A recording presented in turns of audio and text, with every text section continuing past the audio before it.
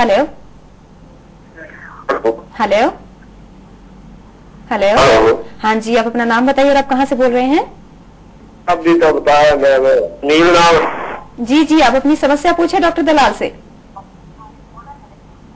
Hello hello. Sunil ji, पहले आप अपनी टीवी की वॉल्यूम को कम कर लीजिए, उसके बाद सवाल। हेलो हेलो सुनील जी, आप अपनी टीवी की वॉल्यूम को कम करिए। लगता है डॉक्टर फोन कट हो गया है। आमतौर पर ब्रेस्ट कैंसर का नाम सुनकर लोग ये समझते हैं कि इस तरह की समस्या सिर्फ महिलाओं में होती है, लेकिन ब्रेस्ट कैंसर पुरुषों में भी होती है, तो उन्हें किस तरह का रिस्क होता है? हाँ, ऐसा कोई फिक्स नहीं है कि ब्रेस्ट कैंसर सिर्फ महिलाओं को भी होगा, पुरुषों में भी हो सकता है। हालांकि वहां पर इंसिडेंस काफी कम है, 0.5% ओनली इंसिडेंस, लेकिन कारण उनमें भी यही रहेगा। कारण दूसरा ये है कि उनमें पेशेंट में भी गांठ हो सकती है, निप्पल का चेंजेस हो सकते हैं। तो हर पेशेंट को जिसमें भी ब्रेस्ट की कोई भी गांठ है वो डॉक्टर को दिखाना जरूरी है। जी जी जी, डॉक्टर दलाल, हमारी बातचीत जारी रहेगी ब्रेस्ट कैंसर पर। फिलहाल हम रुक रहे हैं छोटे से ब्रेक के लिए। ब्रेक के बाद भी जीएमसीएच चंडीगढ़ से सर्जरी डिपार्टमेंट की एसोसिएट प्रोफेसर डॉक्टर उषा दलाल आपके सवालों का जवाब देंगी। आप बने रहें हमारे साथ।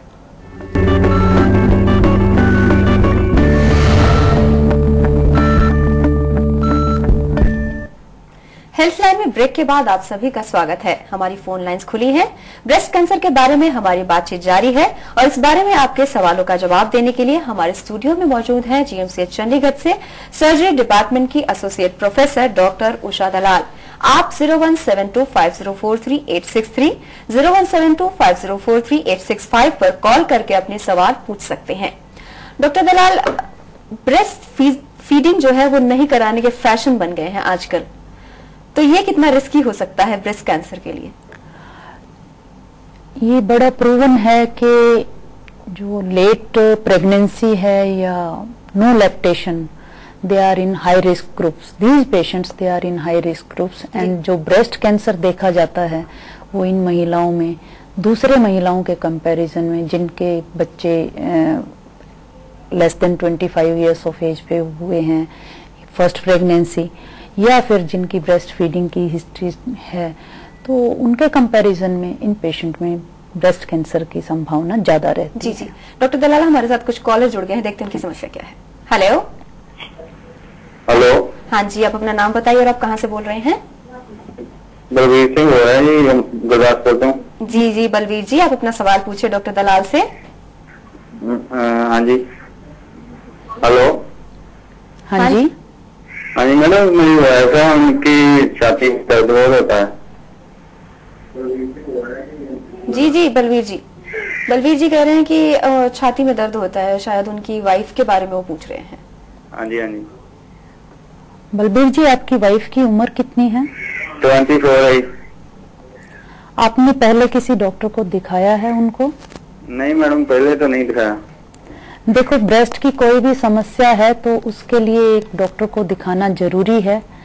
जो भी अगर उसमें गांठ है या कोई भी दूसरी प्रॉब्लम है, ज्यादातर महिलाओं में जब पेन होती है या दर्द होता है तो ज्यादा चिंता का विषय नहीं होता है, लेकिन ये सब कुछ आप फाइनल अगर आप जानना चाहते हैं तो आपको अपने डॉक्टर को सलाह जरूर लेनी चाहिए। जी बलवीर जी, आपका कॉल करने के लिए धन्यवाद। डॉक्टर, किसी पेशेंट के लिए ब्रेस्ट रिप्लेसमेंट कितनी बड़ी चुनौती है? क्योंकि कोई भी महिला ये नहीं चाहेगी अगर उसे डॉक्टर ये कहता है कि अब आपको ब्रेस्ट हटवाना पड़ेगा, तो उसे कितनी काउंसलिंग की जरूरत होती है? उस दौरान पेशेंट को किस तरह से कन्विंस करना पड़ता है? देखिए, breast is a symbol of womanhood. No patient, कोई भी पेशेंट ये नहीं चाहेगा कि उसका ब्रेस्ट की सर्जरी करके ब्रेस्ट को रिमूव कर दिया जाए। इसकी ये बहुत बड़ा साइकोलॉजिकल इम्पैक्ट होता है पेशेंट के लिए। कई पेशेंट जिनमें सिर्फ पेन की भी प्रॉब्लम होती है, उनमें ही साइकोलॉजिकल पेशेंट इतना डिप्रेशन में चला जाता है कि कहीं कोई सीरियस प्रॉब्लम तो नहीं है। और ब्रेस्ट कैंसर में तो एज सच ब्रेस्ट को रिमूव करना होता है, तो उनको हम काउंसिल करते हैं, उनको दूसरे एग्जाम्पल भी देते हैं और ब्रेस्ट का उनको बताते हैं कि रिमूव करना ज़रूरी है ट्रीटमेंट के लिए। साथ में इसका इलाज भी संभव है। अगर पेशेंट अपना नॉर्मल फिगर चाहती है तो बहुत सारे सर्जिकल ऑप्शंस भी अवेलेबल हैं, या हमें कोई बाहरी इम्प्लांट भी आजकल मार्केट में अवेलेबल हैं, जिनकी वजह से femininity she can go for the normal contour of the breast. जी जी डॉक्टर, हमारे साथ कुछ और कॉलर जुड़ गए हैं, देखते हैं उनकी समस्या क्या है। हेलो। हेलो। हाँ जी, आप अपना नाम बताइए और आप कहाँ से बोल रहे हैं? मैं मोहन बोल रहा हूँ लालपुर गाँव से। जी जी, आप अपना सवाल पूछिए डॉक्टर दलाल से। पूछे? जी जी बिल्कुल पूछिए। जब पत्नी ब्रेस्ट में जब उसको जूता से साइकिल कम हो जाता है, बढ़ता है उसका क्या? मोहन जी, क्या आप अपने सवाल को दोबारा दोहराएंगे? हाँ, अभी वीडियो के साथ जब छेड़खानी करते हैं तो उसके ब्रेस्ट में कभी सूज जाता है, कभी बैठ जाता है। जी, मोहन जी का कहना है कि कभी कभी उनकी वाइफ का जो ब्रेस्ट है वो सूज जाता है, कभी बैठ जाता है, कुछ इस तरह की समस्या है।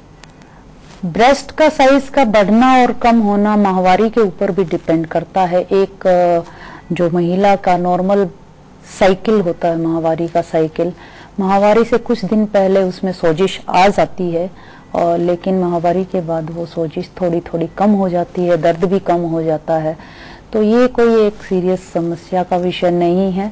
हाँ, अगर उसमें गांठ है या ब्रेस्ट में से निप्पल में से कोई पानी या खून का रिसाव है या निप्पल में और कोई डिफॉर्मिटी है, तो मैंने जैसे कि पहले भी बताया है, किसी भी समस्या के छुपाने की बजाय उसको पहले डॉक्टर से, एक्सपर्ट डॉक्टर से सलाह जरूर ले लेनी चाहिए। डॉक्टर, ट्रीटमेंट के क्या क्या ऑप्शन है ब्रेस्ट कैंसर के?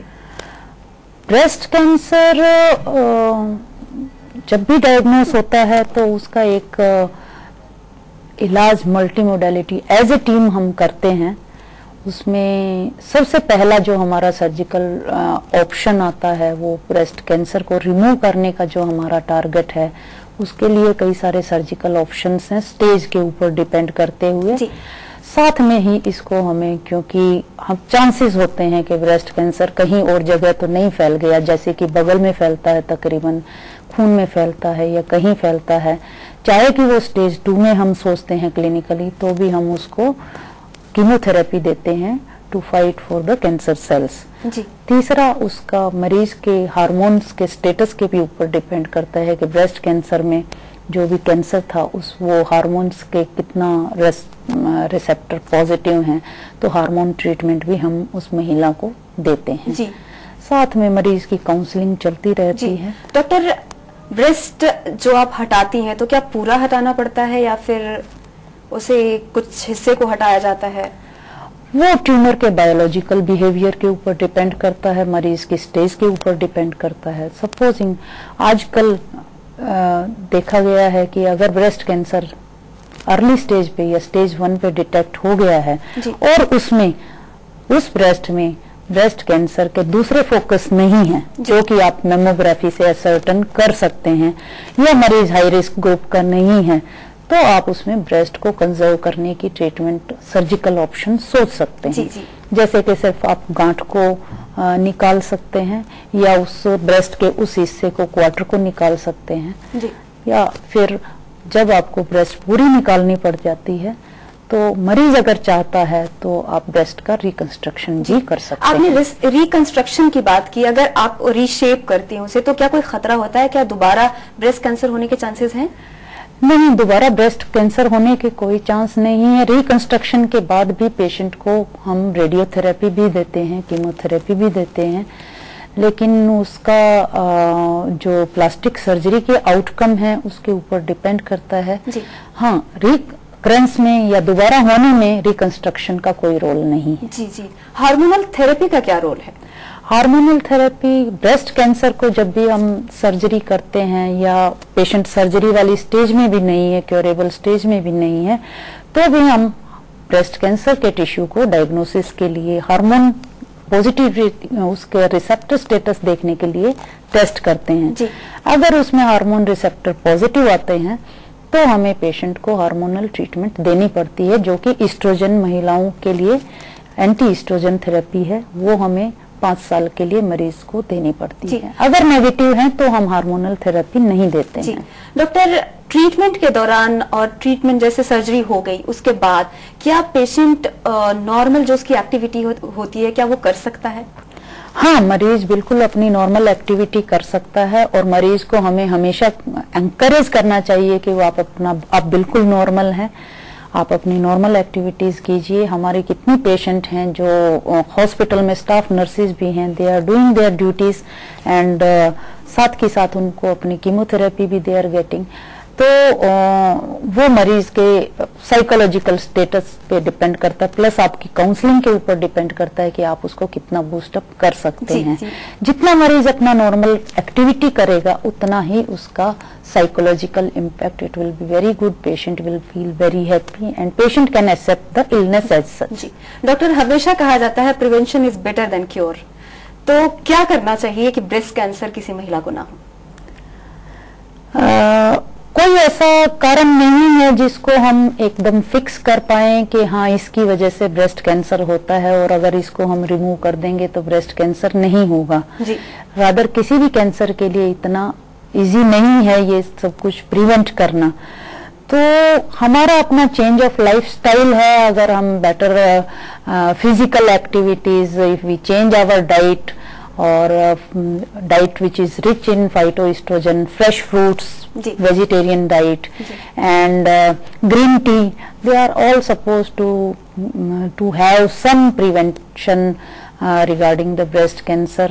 दूसरा हम जो प्रिवेंशन में हैं, जो हेल्प करते हैं, वो early pregnancy less than 25 of years of age पे अगर फर्स्ट प्रेगनेंसी होती है या पेशेंट को ब्रेस्ट फीडिंग की पेशेंट प्रॉपरली पेशेंट ने किया है तो किसी भी महिला ने, तो उसमें संभावनाएं ब्रेस्ट कैंसर की कम होती हैं दूसरे मरीजों के बाद। डॉक्टर दलाल, आप हमारे स्टूडियो में आए, ब्रेस्ट कैंसर के बारे में बातचीत की, आपका बहुत बहुत धन्यवाद। Thank you for calling me. तो ये था ब्रेस्ट कैंसर से जुड़ा आज का हेल्थ लाइन। कैसा लगा आपको हमारा ये कार्यक्रम? हमें जरूर लिखें। हमसे संपर्क करने के लिए हमारा email ID नोट करें, healthline@nightnews.com। फिलहाल हेल्थ लाइन में बस इतना ही, तब तक के लिए नमस्कार।